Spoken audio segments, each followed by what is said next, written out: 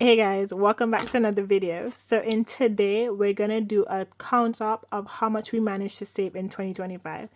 This is only going to be showing my cash ISA. My lifetime ISA is separate and my other accounts are separate, but I'm just going to be showing you what's within my cash ISA because that is where my majority of my categories are saved on the one pot, and I just have them separated. So my other accounts are separate. I don't know, maybe once we get to the new financial year, I might show you what's in my lifetime ISA. And then as we still continue to contribute to the cash ISA. So hold on, let me just get the breakdown for you. So we're back. As I said, this is at the end of 2025, which is December 31st. So first of all, we managed to save £10,000 at the end of 2025 in my down payment. So I'm just gonna calculate that. 10, 1, 2, 3. So we have £10,000. We have bills, and bills we managed to save 3,600, so 3,600. And what I mean by bills is I was saving just so that I have monies to, once I move, I have monies to pay my water, electricity, electricity, internet, and heating. Those are the four main ones I was saving for, just so that I have a bit of cushion to help me out. Then we have legal fees. I've managed to save £5,000 so far for legal fees. So 5, 1, 2, 3. So we're now at 18,000 that's been saved within my cash ISA, and that's really, really good. This is over like what, two years? Yeah, I've actually been focusing on this for like two years properly. So the next category is stockpile. So we managed to save £1,000 within stockpile, even though we have a stockpile in my binders that we're gonna still be stuffing. I think I'm just gonna maybe top it up to 1,500. So again, this will be used for whenever I move out or when I move out, to do like shopping and so on, to put into the house. Again, it takes a bit of stress off of me thinking, I don't know, I'm still gonna have to get used to like stuff being automatically coming out of my account, whereas now I still do stuff manually. Oh, it's not focusing. Okay, let me try and keep my hands. I think because it was so close up, it's staying hard to focus.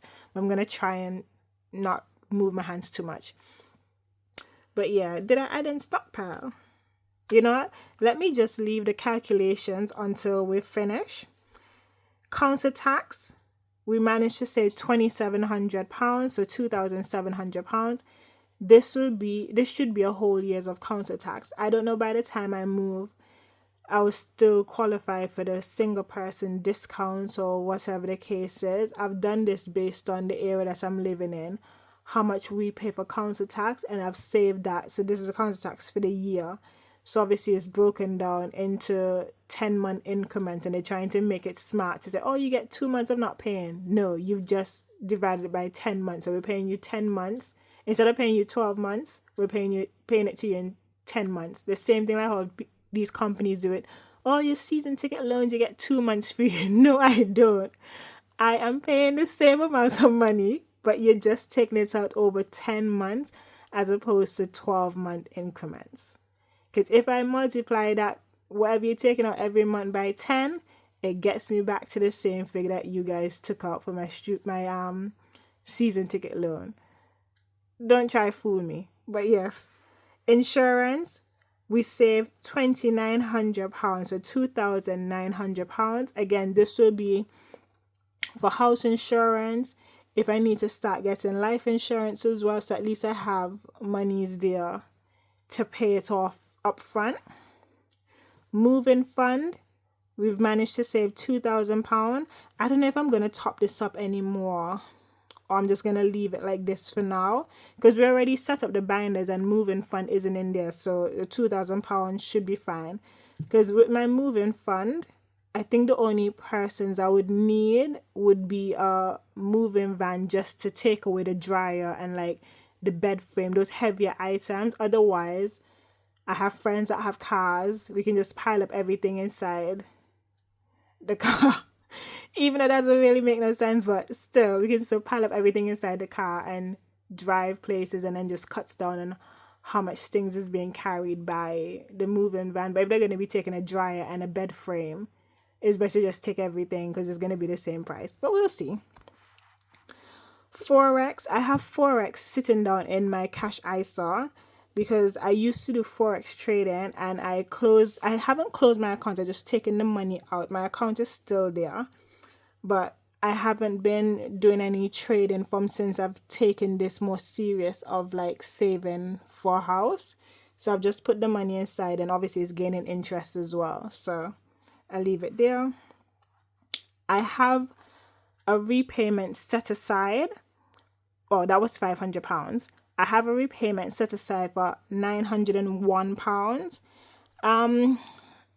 Honestly, I don't really need to repay it, but I'm just leaving it there just in case of anything, because my company, they pay for my exams.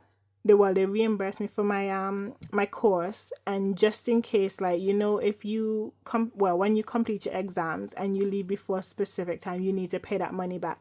So at least I have the money sitting there. So once it's taken from my salary, if I do leave before that period after you've passed your exams is completed, I still have that money to supplement back into my salary, if that makes sense. So we have eaten out. I've saved £840, and the eating out will regard to, again, when I move out, most likely a lot of stuff would not be up and running straight away. So if I need to do like takeaway, like a quick Domino's pizza, chicken shop, or a Chinese or something, I have a fund that I can take the money out of. New appliance. I remember in the last video when we're doing the binders and everything, we started saving for new appliance. So far we have £2,200 saved in new appliance. Streaming subscriptions. To be fair, I don't really use streaming subscriptions. When I started this was based on me and my ex-partner, because he has Netflix and Spotify and all those stuff that he used to have, and obviously I would watch it occasionally. So I started to put aside money to say, okay, yeah, this would go towards a TV license and whatever streaming subscription that we would need for like a year or so. I started to put it aside, but clearly it wasn't really to benefit me, it was to benefit him. So I still have the monies there anyways. Household, I save £400, and household will consist of anything of like cleaning products and everything that I need for my new place. If it's like detergent, fabric softener, washing up liquid, whatever I need, bleach, whatever, disinfectants and so on to clean, it will come out of the household fund. So again, I still have a little buffer there to help me out. Sweet treat. I've saved £200 for sweet treat, and I don't know if I actually mentioned this, but I love my Costa hot chocolate. So this would treat me for like if I want to, one day I'm at work and I want a hot chocolate or something, I can use that fund to buy hot chocolate. But I don't think I would really, because what I'll definitely use this fund towards, I don't know if you guys have actually tried Clippers hot chocolate, but they have it in the sachets, and with the sachets, it's the perfect amount that they've portioned out for you. I love that hot chocolate. And there's another hot chocolate. I'll try, and if I'm butchering the name, I'll put a picture on the screen. It's Van Houten hot chocolate. But that hot chocolate, we have it in the office, and let me tell you, chef's kiss. That and my Costa hot chocolate tastes so good. Oh, and the Clippers as well. So when I get my place, I do want hot chocolate to be stocked in my house, and it would be either the Van Houten or Clippers, and Van Houten is a bit pricey. So then we managed to save £400 in my buffer, but then I name it as buffer, but then it's going into emergency. And I know this is so bad. I've only managed to save £400 for emergency, and I am working on it. I want to definitely have more money in my emergency fund based in my cash ISA. I do have a emergency fund in another account that I'm not touching, but in terms of my cash ISA, I definitely need to boost. But yeah, that's all that we managed to save so far. So we're gonna tally it up. So let's tally. So we have, again, it's not focusing because I'm pointing my hand and it's focused on my hand. So we have 10, 1, 2, 3, 3, 6, 0, 0, 5, 1, 2, 3, 1, 1, 2, 3, 27, 1, 2, 2, 9, 1, 2, 1, 2, 3, 500, 901, 840, 2200, 560, 400, 200, 400, and we've saved a grand total of £33,201 in my cash ISA, and you can see a screenshot of it as well on the screen.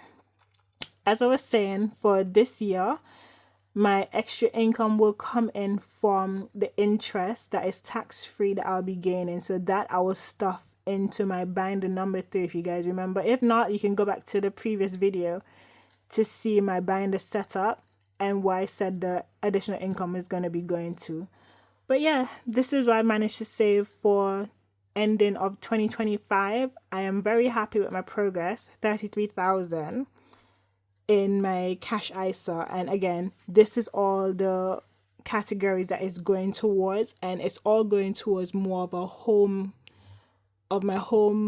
buying process, because it says down payment, bill, legal fees, stockpile, counter, everything that involves a home is what is going towards. So that's it for now.